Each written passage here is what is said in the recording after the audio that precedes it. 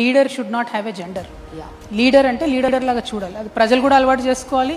Women అయినా vulnerable section of the society నుండి వచ్చేటటువంటి నాయకులుగా ఎదగాలనుకునేటటువంటి వ్యక్తులైనా కూడా లీడర్ అనే వాళ్ళకు జెండర్ ఉండదు, కులం ఉండదు అనేది ఫస్ట్ గమనించుకోవాలి.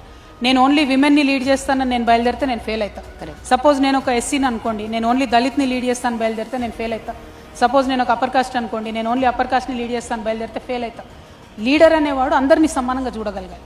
ఈ రూమ్లో ఉన్న వాళ్ళందరూ నా వాళ్ళు అనుకునేటటువంటి వాళ్ళు లీడర్ అవుతాడు తప్పితే ఆ ఒక్క టేబుల్ మీద కూర్చున్న వాళ్ళే నా వాళ్ళు అనుకుంటాడు క్యాడర్ అవుతాడు. సో క్యాడర్కి లీడర్కి ఉండే తేడా తెలుసుకోవాలి. రాజకీయాల్లో కొత్తగా రావాలనుకునేటటువంటి యూత్కి కానీ విమెన్కి కానీ నేను రిక్వెస్ట్ చేసి చెప్పేది ఒకటే, kindly be the leader, think like a leader. See, you'll eventually become a leader with a lot of experience, with a lot of hard work. Hard work మించి అయితే ఏది లేదు, దానిలో షార్ట్ కట్ లేదు. But to become a leader you should start thinking like a leader.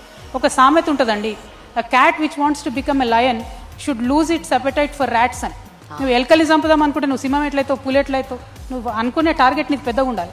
అప్పుడే నువ్వు సింహం lion అవుతావు తప్పితే లేకపోతే పిల్లిలాగానే మిగిలిపోతావు. కాబట్టి ఆ అప్రోచ్ సొసైటీలో వచ్చినప్పుడు మాలాగటి లేడీస్ కావచ్చు, వల్నరబుల్ సెక్షన్స్ నుంచి లీడర్షిప్ చేద్దాం అనుకునే వాళ్ళు కావచ్చు, అరే నాకు పొలిటికల్ బ్యాక్గ్రౌండ్ లేదు, నా దగ్గర పైసలు లేవు, నేను ఎట్లా లీడర్ కావాలనుకునే వాళ్ళు కావచ్చు, థింకింగ్ మారితే అన్ని మారుతాయి అనేది గమనించుకుంటే బాగుంటుంది.